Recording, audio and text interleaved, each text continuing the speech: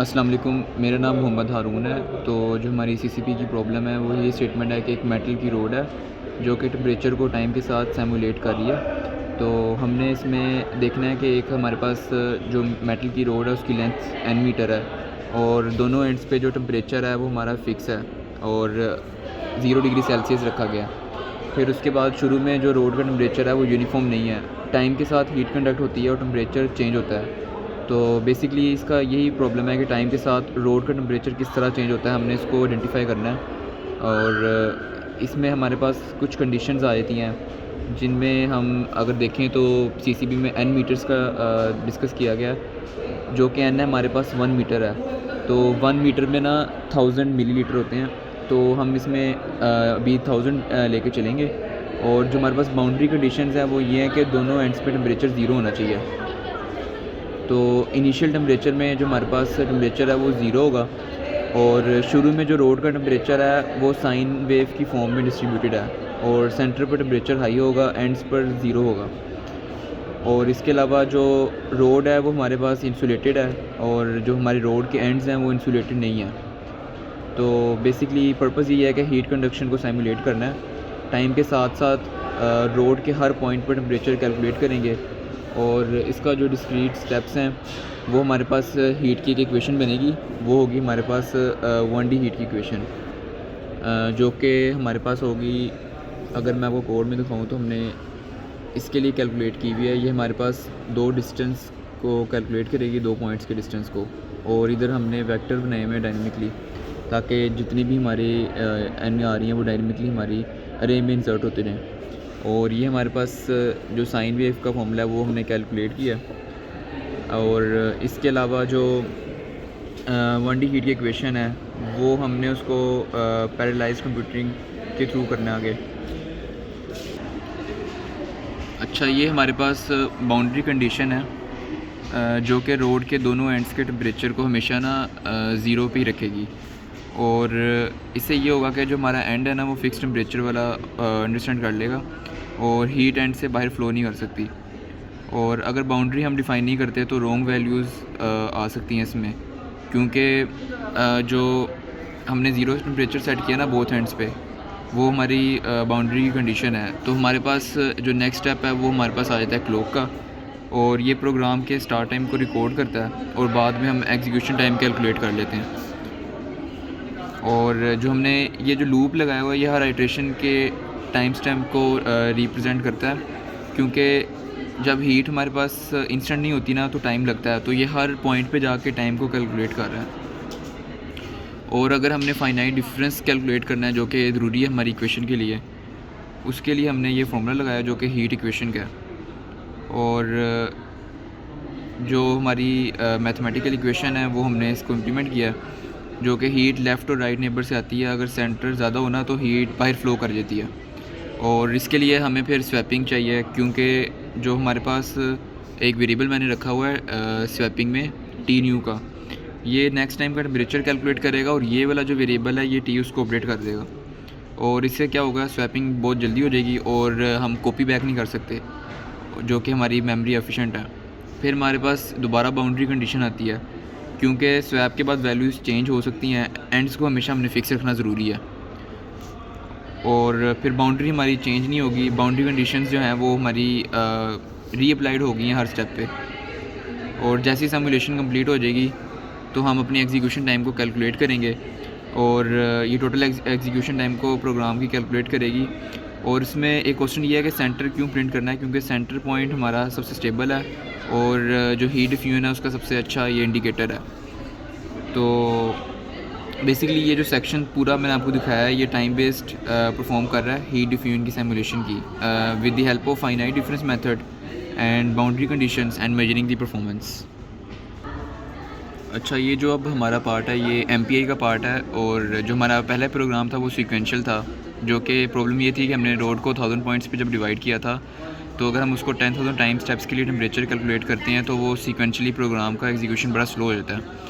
तो अगर हम मल्टीपल प्रोसेसेस को यूज़ करते हैं तो पैरेलल कंप्यूट करने के बजाय टाइम बचा रहा था। तो अब इसका ये सलूशन है कि हम इसको MPI यानी मैसेज पासिंग इंटरफेस के थ्रू करेंगे, जब मल्टीपल प्रोसेसेस को कम्युनिकेट करते हैं, यानी डाटा शेयर करने को हम अलाउ करते हैं, तो रोड को छोटे चंक्स में हम डिवाइड कर देते हैं और हर प्रोसेस उस चंक को इंडिपेंडेंटली अपडेट करता है। तो हमारे एंड्स का जो डाटा है वो नेबर्स के साथ एक्सचेंज हम करना पड़ता है, क्योंकि हीट की इक्वेशन नेबर्स पे डिपेंड कर रही है।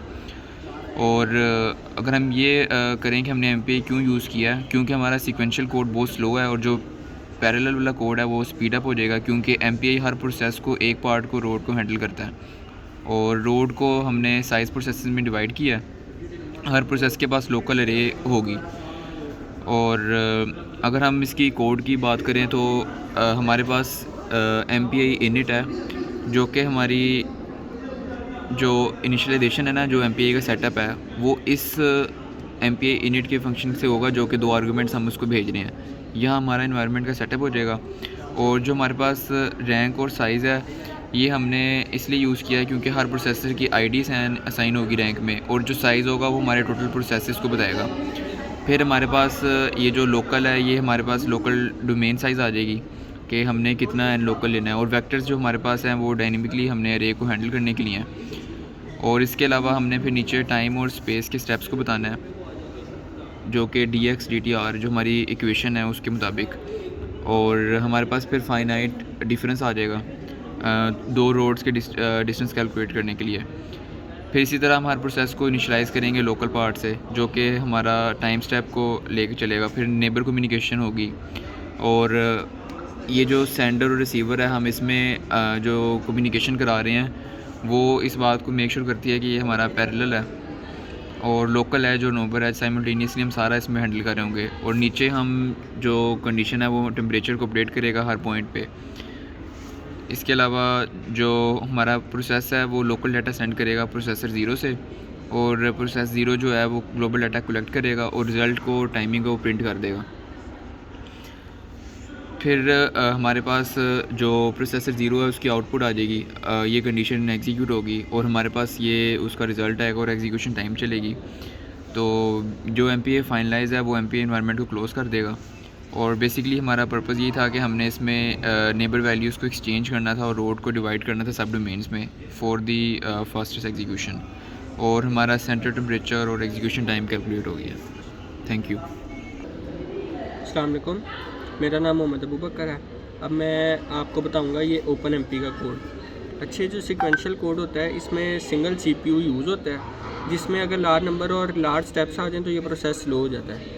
इसका सलूशन होता है OpenMP में हम थ्रेड्स यूज़ करते हैं, जिसकी वजह से उसमें मल्टीपल कोर्स एक ही मशीन पे रोड्स के पॉइंट्स पे साइमल्टेनियसली काम कर सकते हैं और उसका कैलकुलेट कर सकते हैं, जो आपने सेकंड वगैरह टाइम वगैरह कैलकुलेट करना है।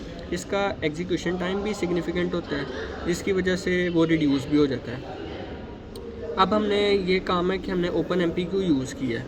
OpenMP हमने इसलिए यूज़ किया है क्योंकि सीक्वेंशियल कोड भी स्लो हुआ और मल्टी थ्रेडिंग होगी और ये फास्ट करता है इसमें। और शेयर मेमोरी मॉडल, इसमें ये होता है कि ऑल थ्रेड्स होते हैं एक्सेस करते हैं वो सेम मेमोरी को, जिसकी वजह से एक्सेस करते हैं सेम मेमोरी को, और इसमें डाटा ट्रांसफ़र की एक्सप्लिसिटली कोई गुंजाइश नहीं होती और करने की ज़रूरत भी नहीं होती। जो इसमें लूप्स होते हैं वो पैरेलली चलते हैं। अब इसमें मैं सबसे पहले आपको हेडर्स का बताता हूँ।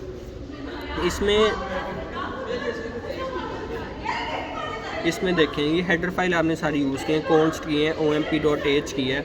अब इसमें आपने n नंबर रखा 1000 और स्टेप्स रख दिए 10,000, जिसमें आपने कर लिया सारा काम। अब रोड पॉइंट्स, लेंथ और डिफरेंट थर्मल डिफ्यूसिविटी, सारे टाइम स्टेप्स आपने करके ना ये फार्मूला लगाया और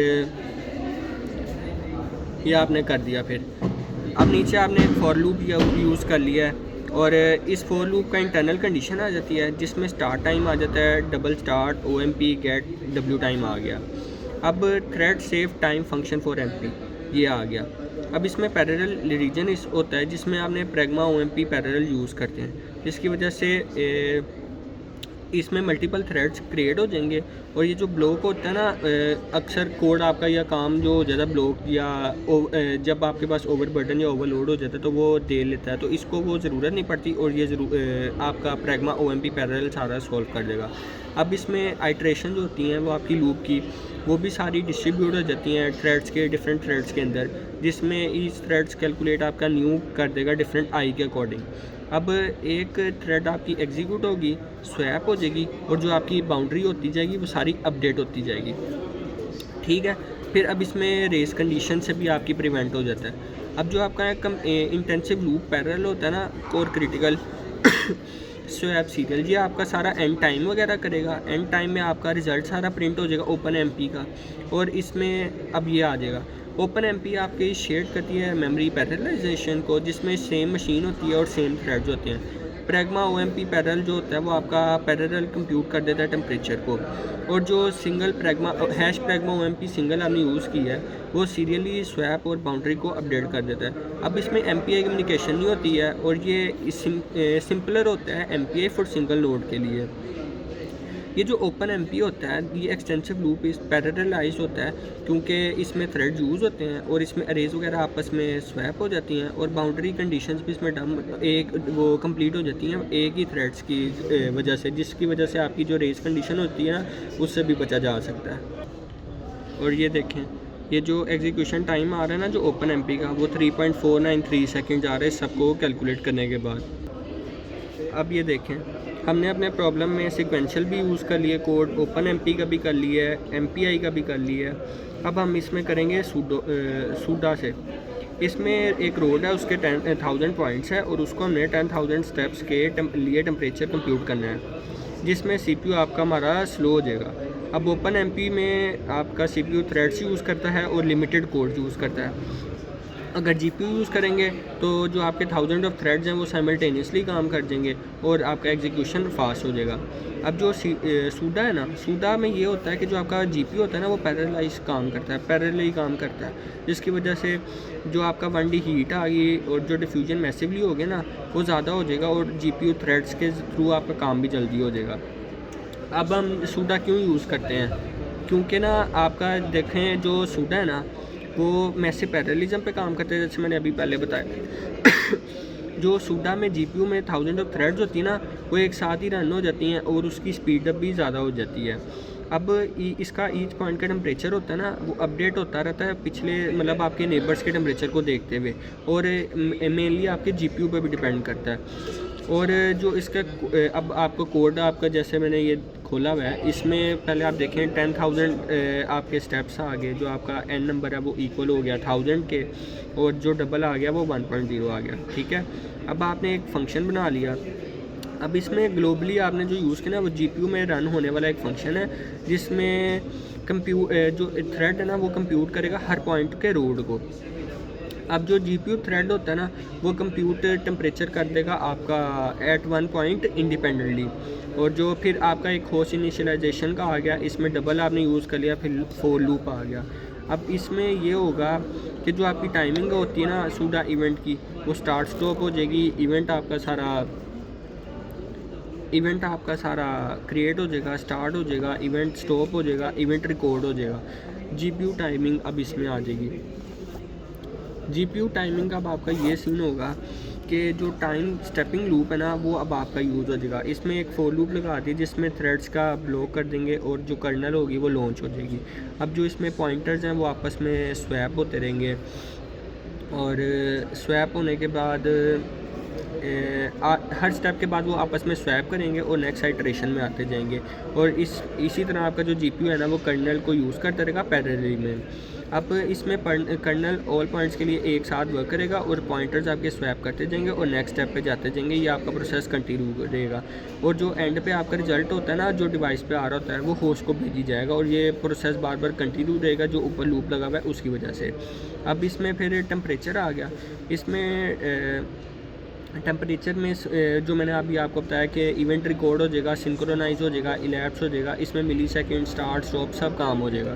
फिर अब सूडा जो कहता ना उसमें पैरेललाइजेशन और 1000 ऑफ थ्रेड्स सारी एक साथ चलेंगी। कर्नल फंक्शन में कंप्यूट्स एक वक्त में एक पॉइंट करेगा, स्वैप पॉइंटर उसके सारे आपस में स्वैप करी जाएंगे हर स्टेप के बाद, और दूसरे स्टेप को भेजी जाएंगे।